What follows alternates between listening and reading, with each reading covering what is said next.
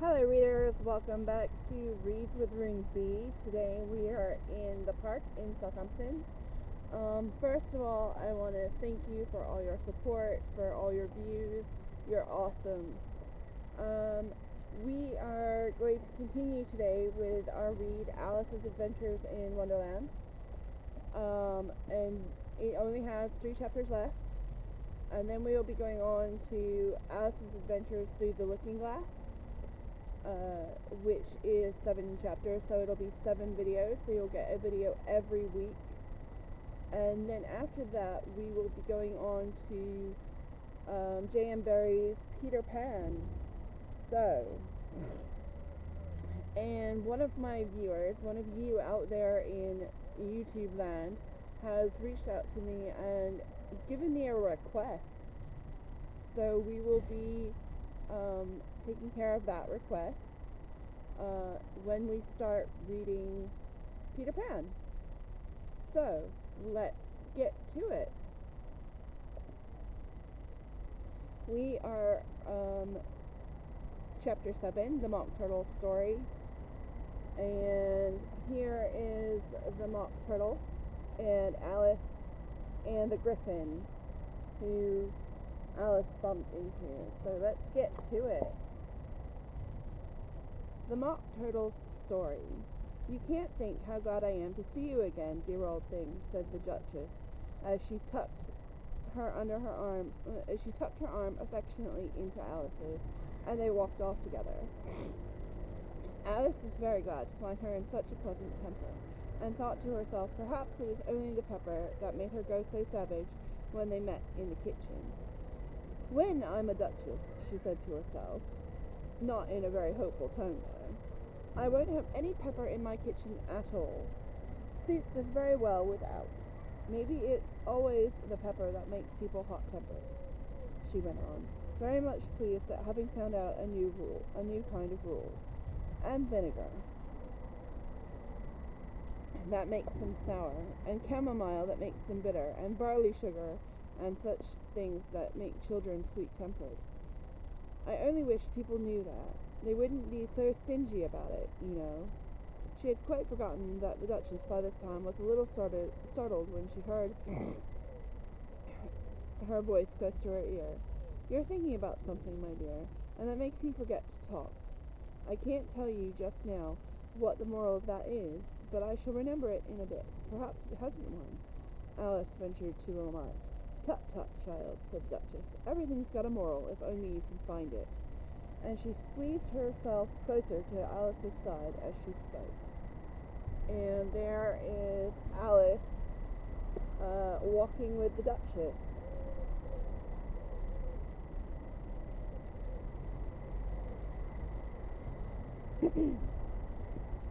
Alice did not much like her keeping so close to her, first because the Duchess was very ugly, and secondly because she was exactly the right height to rest her chin on Alice's shoulder, and it was a very uncomfortable, sharp chin.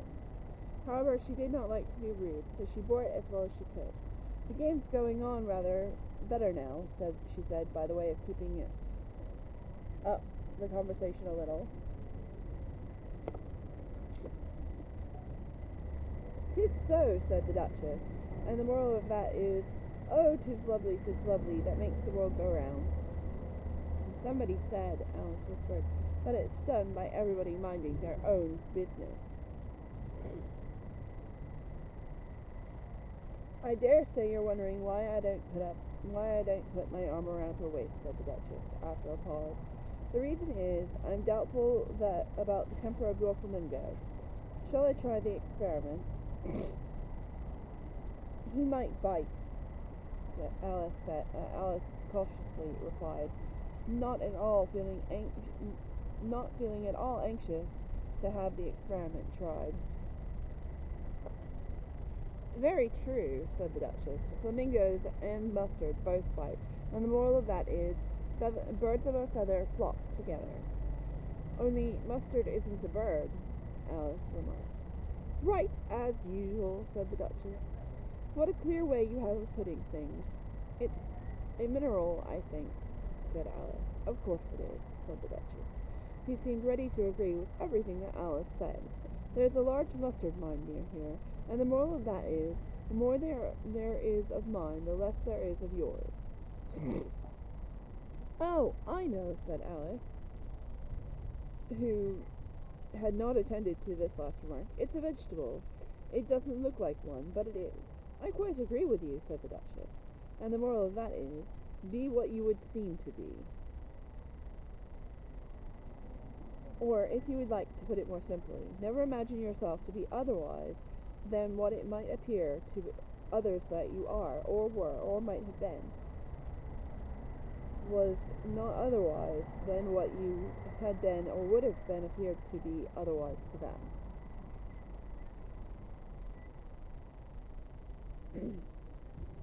"I think I should understand that better," Alice said very politely, "if I had it written down. Readers, you and me both. But I can't quite follow it as you say it." "That's nothing to what I could say if I chose," said the Duchess, in a pleased tone. "Pray, please don't trouble yourself any longer than that." "Oh, don't talk about trouble," said the Duchess. "I make you a present of everything as I've yet said it." "A cheap sort of present," thought Alice. "I'm glad they don't give birthday presents like that," she thought, but she did not venture to say it out loud. "Thinking again?" asked the Duchess, with a dig of her sharp little chin. I've got a right to think," said Alice sharply, for she was beginning to feel a little worried. "Just about as much right," said the Duchess, "as pigs have to fly, and the—" But there, to Alice's great surprise, the Duchess's voice died away, for in the middle of her favourite word, moral, the arm that was linked into hers began to tremble. Alice looked up, and there, in front of them, stood the Queen, her arms folded and frowning like a thunderstorm. "Fine day, your Majesty," the Duchess began in a low, weak voice. "Now I give you fair warning," shouted the Queen, stamping the ground as she spoke. "Either you or your head must be off, and that in about half no time. Take your choice." The Duchess took her choice, and was gone in a moment. "Let's go on with the game," the Queen said to Alice, and Alice was too much frightened to say a word, but slowly followed her back to the croquet ground. The other guests had taken advantage of the Queen's absence and were resting in the shade.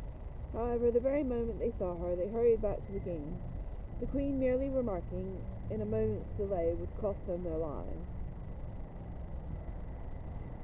All the time they were playing, the Queen never left off quarrelling with the other players and shouting, "Off with his head!" or "Off with her head!"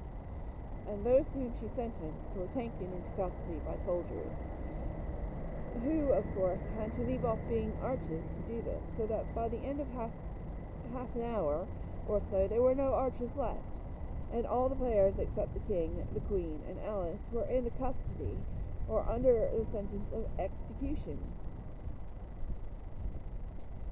Then the Queen left off, quite out of breath, and said to Alice, "Have you seen the mock turtle yet?" "No," said Alice. "I don't even know what a mock turtle is." "It's quite the thing mock turtle soup is made from," said the Queen. "I never saw one, or heard of one." "Come on, then," said the Queen, "and he shall tell you his history." They walked off together, and Alice heard the King in a low voice to the general company, "You are all pardoned." "Come, that's a good thing," she said to herself, and she felt quite unhappy that the number of executions, for she had felt quite unhappy at the number of executions ordered by the Queen. Very soon they came upon a griffin, lying fast asleep in the sun. "Up, you lazy thing," said the Queen, "and take this young lady to see the mock turtle, and to hear his history.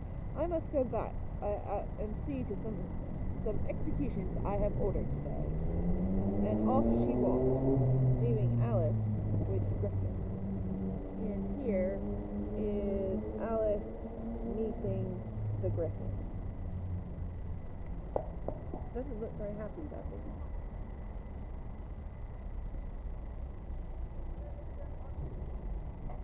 Alice did not quite like the look of the creature, but on the whole she thought it would be quite safe to stay with it as it was to go after the savage queen, so she waited.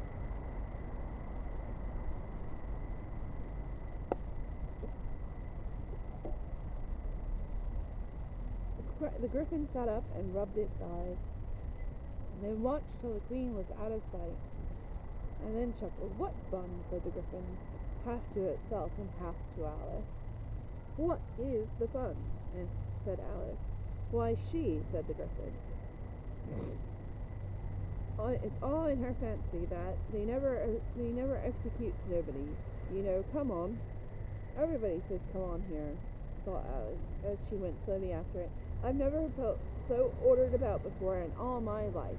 Never." They had not gone far before they saw the Mock Turtle in the distance, sitting sad and lonely on a little ledge of rock, and as they came nearer, Alice could hear him sighing, as if his heart would break. She pitied him deeply. "What is his sorrow?" she asked the griffin, and the griffin answered, nearly in the same words as before, "It's all his fancy, that. He hasn't got no sorrow, you know. Come on, come on." And so they went up to the Mock Turtle, who looked at them with large eyes full of tears, but said nothing.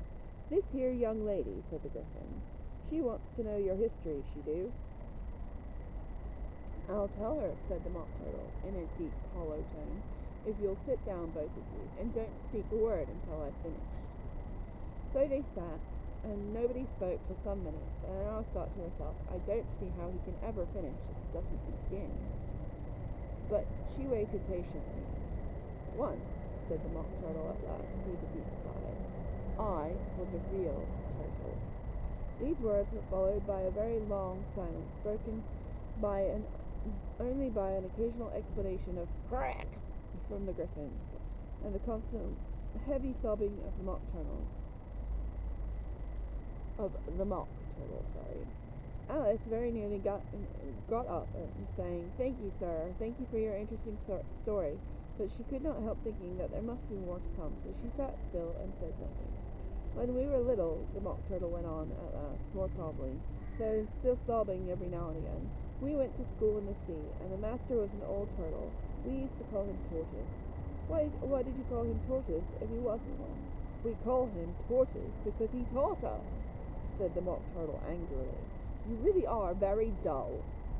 "You ought to be ashamed of yourself for asking a simple question," said the griffin. And then they both sat in silence and looked at poor Alice, who really felt like she was ready to sink into the earth. At last the griffin said to the Mock Turtle, "Drive on, old fellow, don't be all day about it." And in these words he went on. "Yes, we went to school in the sea, though you mayn't believe it." "I never said I didn't," Alice interrupted. "You did," said the Mock Turtle. "Hold your tongue," added the griffin, before Alice could speak again, and the Mock Turtle went on. "We had the best of educations. In fact, we went to school every day." I've been to day school too," said Alice. "You needn't be so proud as all that." "With extras?" asked the Mock Turtle a little anxiously. "Yes, we learned French and music." "And washing?" said the Mock Turtle. "Certainly not," said Alice, rather indignantly. "Ah, well, yours wasn't really a good school, now was it?" said the Mock Turtle in a great tone of relief.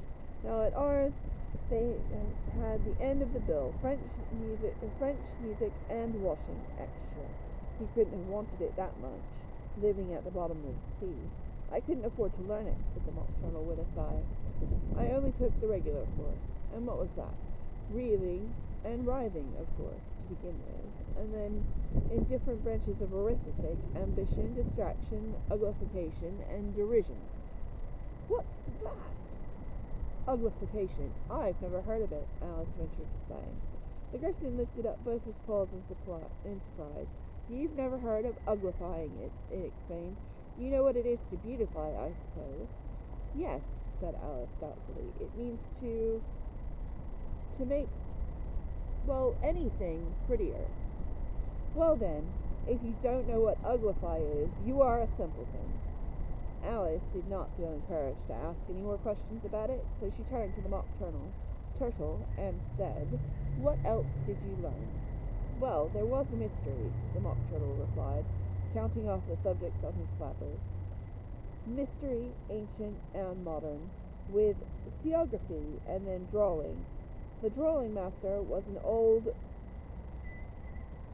cougar eel and used to come along once a week. He taught us drawing, stretching, and fainting in the coils." "What was that like?" "Well, I can't show you it myself," said the Mock Turtle. "I'm too stiff, and the Gryphon here never learned it." "Hadn't time," said Gryphon. "I went to the classics master, though he was an old crab, he was." "I never went to him," said the Mock Turtle, with a sigh. "He taught laughing and grief," they used to say. "So he did, so he did." And the Gryphon, sighing in his turn, and both creatures hid their faces in their paws. "And how many hours a day did you do lessons?" said Alice, in a hurry to change the subject. 10 hours for the first day," said the Mock Turtle, "and 9 the next, and so on." "What a curious plan," said Alice. The reason they're called lessons," the Gryphon remarked, "is because they lesson from day to day." This was quite a new idea to Alice, and she thought it over for a little bit before she made her next remark. "Then on the 11th day must have been a holiday?" "Of course it was," said the Mock Turtle. "And how did you manage the 12th?" asked Alice eagerly. "That's enough about lessons," the Gryphon interrupted in a very decided tone. "Tell her something about games now." And that is the end of the Mock Turtle's story. See you next time, readers.